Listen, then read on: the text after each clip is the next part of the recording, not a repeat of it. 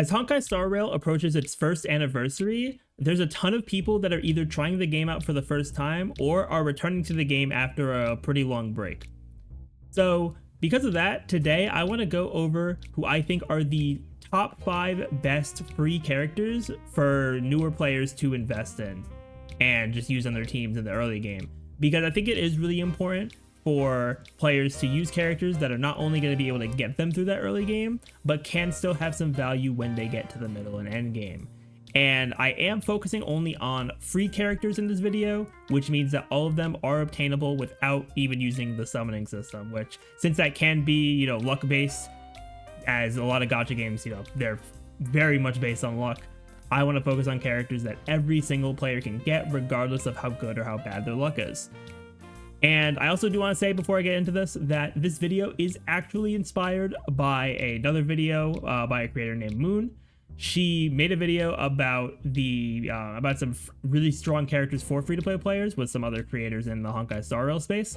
I definitely do encourage you to check that out as well, because that video goes over some of those summonable characters. So if you do get like your 5-star from the beginner pull, there are some very good options there. Her and the other creators in that video do go over them in pretty good detail. So definitely do check that video out. I'll have it in the description as well, because I do think it is a very good watch, especially if you are a newer player. But now, let's get into the 5 characters I recommend new players to use. And I'm not going to have them in any particular order of like which one is better than the other. I do think they all have their own value, which I'm going to go over. So the first character I want to highlight here is the Trailblazer. Now, I'm not going to specify a specific, Trailblazer path because there are multiple, but I mean, for now, I'm mainly going to talk about the fire path because you aren't really going to get too much value out of the physical one outside of the early game unless you have like no physical characters besides them. And you need like that coverage for a certain fight you're doing, right? But when it comes to Fire Trailblazer, they can be a very solid defensive character for you. And I think that they are, not with pairing their defense also with the taunt that they provide, which will basically just make any enemy have to target them. That's going to make your teams perform very well because you have a lot less risk of your squishier characters like your DPSs and supports actually taking damage. So yeah, Fire Trailblazer is very good as a defensive character, but then also you can run them in terms of like a more like break-centered character, so they do have some value there as well if you do want to break some enemy weaknesses and run your team in that kind of fashion. But the main reason I'm bringing up the Trailblazer isn't even anything that specifically like the regular one or the fire one does, but it's more so about the potential that Trailblazer has to be better in the future. Because now that we know that when progressing through the story we get to the Fire Trailblazer form, there's potential for the Trailblazer to have different path and element combinations going forward when we get to other parts of the story. Now, while physical and fire are the only ones we have right now, who's to say when we're going to get a different one?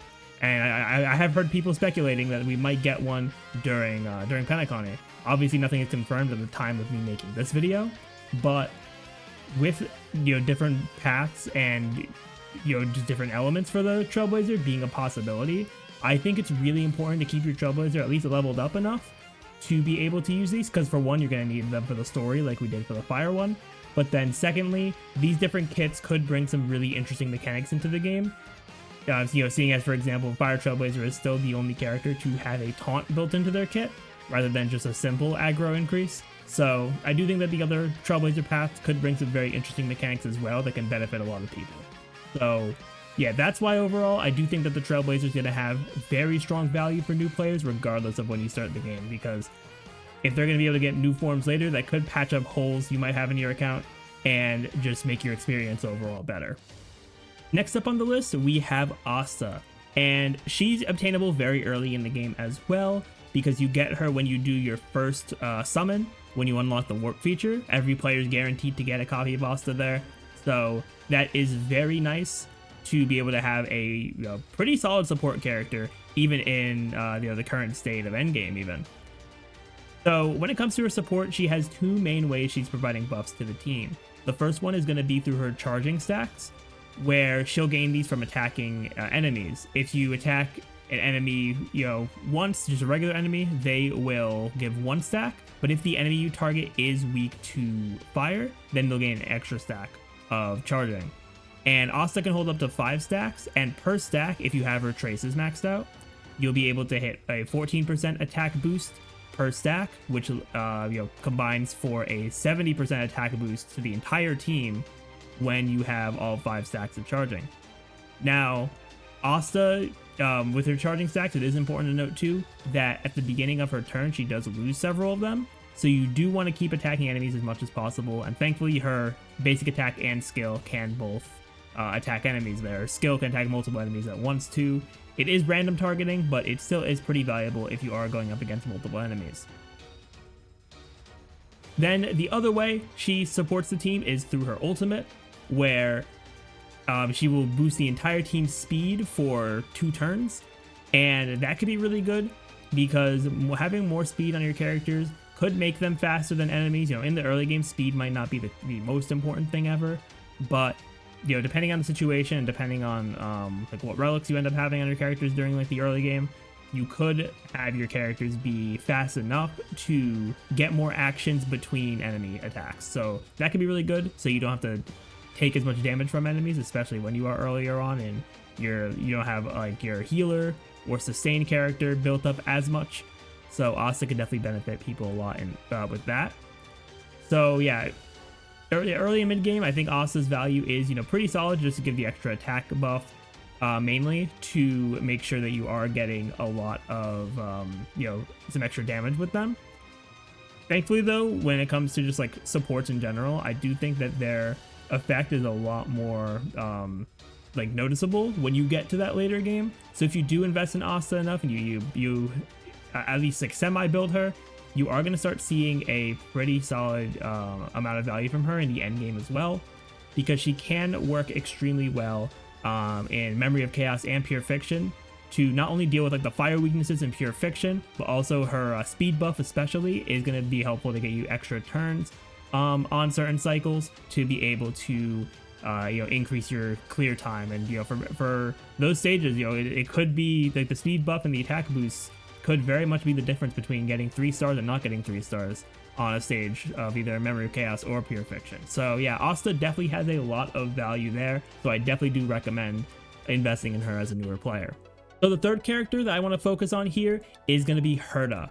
And unlike a lot of the free characters in this game, with the only exception being the Trailblazer, you can get several of Herta's Eidolons for free. Now, it's not all of them right now, but you do get, I believe you can get up to 5 of them, because you can get copies of Herta by clearing the initial Simulated Universe quest, and then when you clear difficulty 1 of worlds 2, 4, 6, 7, and 9, you'll get a Herta copy for each of those. And that is really important because Eidolons can, bring Herta up to a slightly better level, and I do think that is very important for her. But we will get into that a bit after we go over her initial kit here. So Herta's an ice DPS on the erudition path, so she really does focus on AoE damage. Her skill and ultimate are pretty basic, they just deal AoE damage for the most part. But the main thing, and also the most iconic part of Herta's kit for a lot of players, is her follow-up attack on her talent. So whenever an enemy falls below half health, with Herta on the team, she will immediately do a follow-up attack that hits all the enemies. And the cool thing about this is this can trigger once per enemy, which means that if you use one of her AoE, either her skill or her ultimate, to bring enemies down to half health, of all of them below half health, then she's gonna trigger 5 follow-up attacks, which is pretty crazy. It could do some pretty solid damage in those multi-target situations. And when it comes to her traces and Eidolons as well, because those do provide some slight buffs to characters, or anywhere from slight to even like crazy. I do think Herta's, while they are not like super crazy buffs, they do all help to either increase her damage by increasing the attack that she gets in certain situations, or her damage. And also, she does have some that increase her crit rate as well, which is just going to make her damage a lot more consistent, assuming you have a good crit damage built on her as well. which, you know, you can do over time as you're playing the game. But in the early game, Herta can definitely help in some of those like higher enemy count stages. But when it comes to, you know, some specific bosses, or if they don't have the ice weakness, she might not be the most valuable. But I think Herta's value truly shines if you do stick with her once you get to the mid game.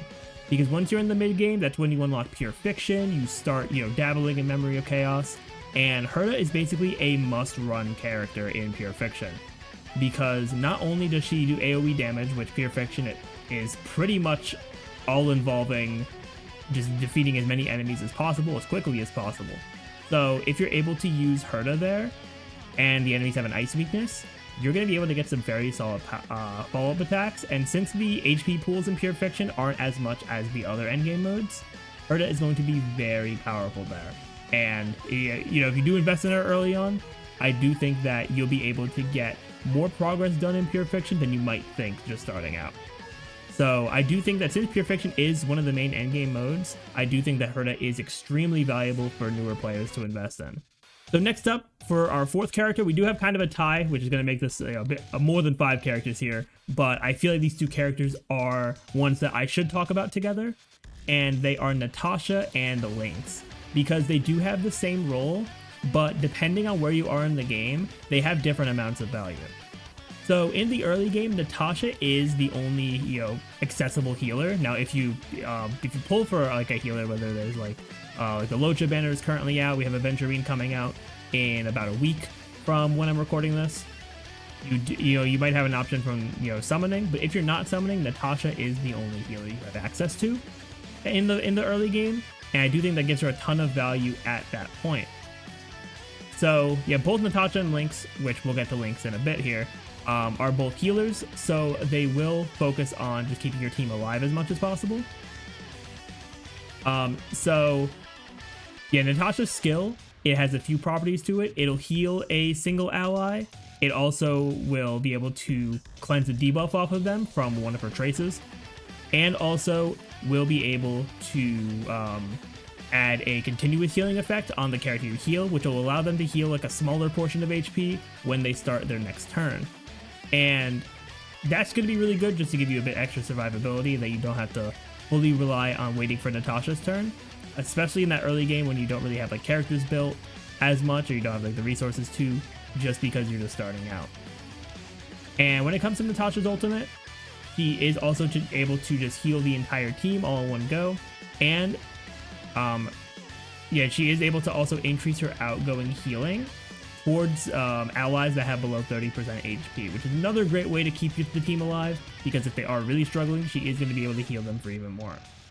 So because of all this, she is an extremely valuable character in the early game, but once you approach that mid game and you start unlocking Pure Fiction, maybe thinking about doing some Memory of Chaos, because of the nature of Memory of Chaos, which I'm going to talk about Memory of Chaos more specifically for this one, because Pure Fiction, a lot of the time you likely are not running a healer or a sustain character. You know, looking at what you are valuing in the mid and late game, you kind of see that Natasha doesn't quite have as much utility as some other sustain characters, so she ends up falling off pretty hard in comparison. Now, she can still heal you enough to keep you alive in those, but a lot of the time with the difficulty and wanting to get 3 stars, depending on the investment in your account, of course, you probably are going to benefit a ton more from a healer or sustain that's going to have some extra utility. But thankfully, Natasha is no longer our only free healer in the game, because once you clear stage 2 of Pure Fiction, you are going to get Lynx. And Lynx does have a bunch of similarities to Natasha, but also some differences and some extra utility as well. So first of all, while both their skills do have a single target heal with a continuous healing effect, Lynx also is able to increase the healed ally's max HP for 2 turns, as well as if that ally she heals are on the destruction or preservation path, they will have a higher chance of being targeted by the enemy. And that's really good, because those 2 paths tend to be the tankiest paths, I mean, outside of Abundance with a ton of HP.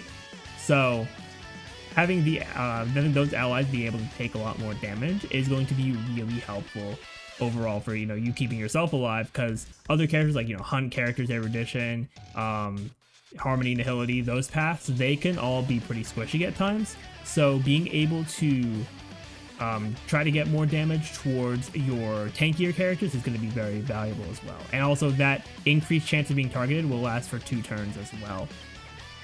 Then for Lynx's ultimate, while Natasha, her debuff cleanse is on her skill, Lynx actually can cleanse the entire team upon using her ultimate, which is really nice because not only are you getting that cleanse, not only are you getting the AoE heal, Lynx is also able to apply her continuous healing effect from her, from her talent onto her ultimate as well. So unlike Natasha, it's not just set to only on the skill where she can apply the continuous healing. Lynx can apply it regardless. So you are going to have a ton of uptime on that, which is going to be really good for survivability. Now, in terms of like how much Lynx heals for compared to Natasha, the numbers are pretty similar, but because you can apply the continuous healing a lot, and you can also, change the aggro chance of your destruction and preservation characters, you are just going to end up having a bit more survivability when using Lynx because of her added utility. And especially if you're running destruction or preservation characters. Now, preservation is less common to be ran with Lynx because a lot of the times when you get to the mid and late game, you are only running one sustain character. But even if you are running a destruction DPS, which a lot of the strongest DPSs in the game are destruction, like Jingliu and Imbiber de Lune. So having Lynx prepared for if you do end up pulling one of them when they rerun, that can be a really good character for you to have as well. So also now you might be asking, because I'm basically saying once you get Lynx, you should focus more on Lynx and Natasha. Now, if you do only have the 2 of them as sustains, then definitely don't just drop Natasha, because you are going to need 2 sustains at a point, and if you're not able to get Gallagher, who's another 4-star sustain, or if you don't pull Bailu from standard banner or a limited sustain, then having them 2 is going to be really helpful, because you do need 2 teams once you get into Memory of Chaos, the mid and late game. So that would be important for you to have as well. But if you do get another sustain, it is typically going to be performing a lot better than Natasha. So in that case, Natasha and Lynx do actually have pretty similar build requirements for them to work really well. So you can use very similar relics and light cones on them. So you would just be able to, if you had some relics that were good on Natasha, you could just put them on Lynx. So it's not a complete loss of efficiency when it comes to building if you really are focused on being as efficient as possible with your account.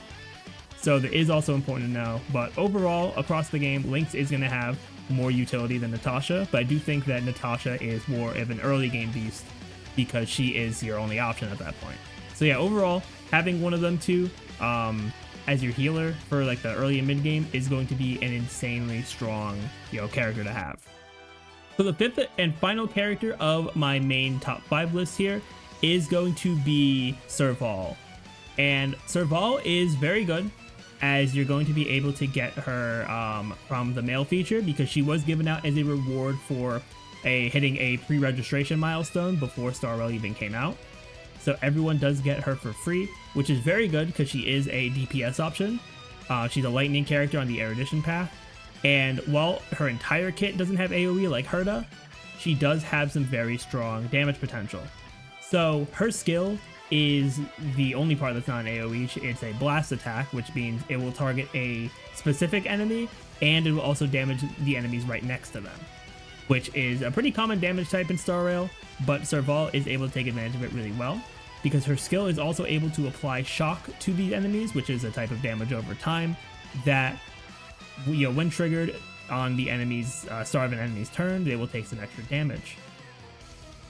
And yeah, also, with her talent as well, she is also able to deal some extra damage with her skill to enemies that are already shocked. So that is going to allow her to just get some very solid damage in with her skill just overall, especially if she has some support like Asta, for example. But I do think that Serval's true value actually comes from her ultimate, because it's not just because it's an AoE attack and can hit all the enemies on the field, but not only does it extend the shock duration on the enemies if they are currently shocked by 2 turns, making the uptime for it very consistent. Serval is also probably like the lowest. I believe she has the lowest energy cost for an ultimate for DPS characters, and that is pretty huge because I feel like a lot of the time DPS characters will have like 120 energy, 140 energy, and you know, just those very high energy costs for the ultimate, so it does take longer to get them.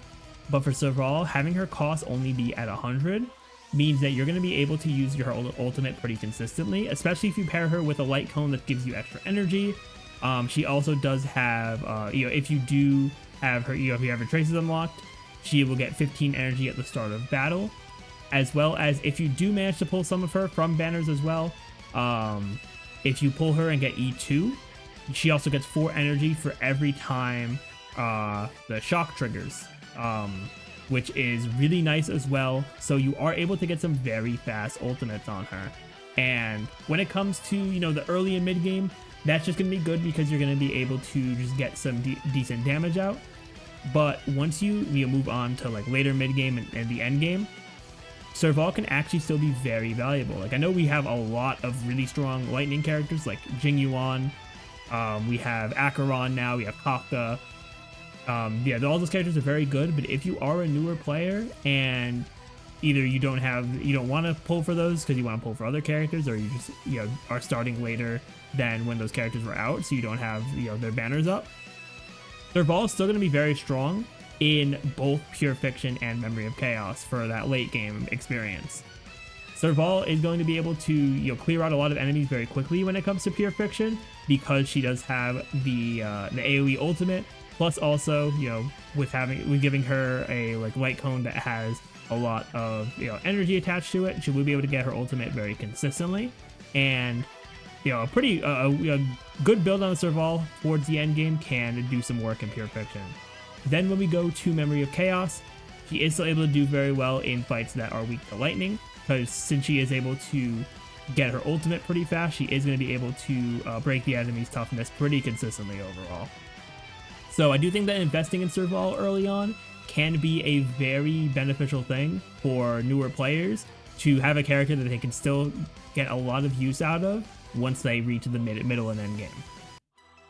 And I know I said that there was only going to be 5 characters on this list, but I feel like there's one honorable mention that I do have to bring up before we end off this video. And if you are watching this after version 2.1 ends, so 2.2 and onwards, then this one isn't really going to apply to you because they are no longer free. But I do want to talk about Doctor Ratio real quick. So right now, from basically right now to the end of version 2.1, every player is able to claim a free Doctor Ratio because of Star Rail winning Best Mobile Game of the Year. And I think that with Ratio, while he is a very strong DPS, he is, I believe he has the best single target damage of like the Hunt DPSs, and that's all very good. When it comes to a newer player's account, depending on the characters they have, and especially if like they're not pulling too much on the banners, they might not have all the pieces to make Doctor Ratio really function at that high potential that a lot of people talk about. So for Doctor Ratio's damage, a lot of it comes from his follow-up attack, which you can either trigger, you know, 2 guaranteed follow-up attacks through the effect of his ultimate, or you can trigger them with a % chance of it hitting from his skill. Now, the way his skill works is that every time you apply a debuff, that'll increase the chance of the follow-up attack happening after a skill. And if you have 3 debuffs on the enemy, that means you're going to have a guaranteed follow-up attack. Now, that's great, but if you are a newer player and you might not have, like, you know, Pela, Silverwolf, you might not have any, like, the Nihility characters to apply debuffs, you are, you know, like, you might not have the pieces on your account to be able to take advantage of that very early on. So Doctor Ratio might not be the best option, you know, very early in the game. Now, he can be beneficial when it comes to, like, if there's imaginary weaknesses and you don't have, you know, coverage for that element, which is a very understandable issue for early on players, unless they do pull like a like imaginary character. We do have 2 that are going to be on banner during 2.1, you know, being Locha right now and Aventurine coming up in about a week. But if you are in a situation where there's no imaginary character running on the banners and you need imaginary for something, Doctor Ratio can be very good, even though you're probably not going to get anywhere near his fullest potential in the early and mid game. But once you've been playing for a while, and you do have some of those debuffers for him as well, whether it's just like, you know, Palo or Silver Wolf, or if you either got lucky or saved for a while or spent money, because, you know, that is a thing you can do, and you get like E1, S1 Topaz, you can have some very solid ratio comps. So I do think he's one of those characters that you kind of have to let him cook as a newer player. Yeah, early on, you aren't going to get as much mileage out of him, unless you obviously get lucky with getting the follow-up attack off. But once you get to that late game and you have the pieces in your account to be able to get him the debuffs he needs, he can turn to a very powerful character. So I do think it was important to talk about him as well, because he can perform very well in endgame content, especially Memory of Chaos. So those are my choices for the top 3 characters I recommend for free-to-play players. Let me know what you think about these characters in the comments down below, and if there's any characters you think I should have also went over. I do always appreciate the discussion about that. And if you also want a place to talk about the game and, you know, just get advice from people, get tips, and just join my, you know, general community for Star Rail, then definitely be sure to join the Discord. The link to that's going to be in the description as well. But with that, I want to thank you all for watching, and I will see you all next time.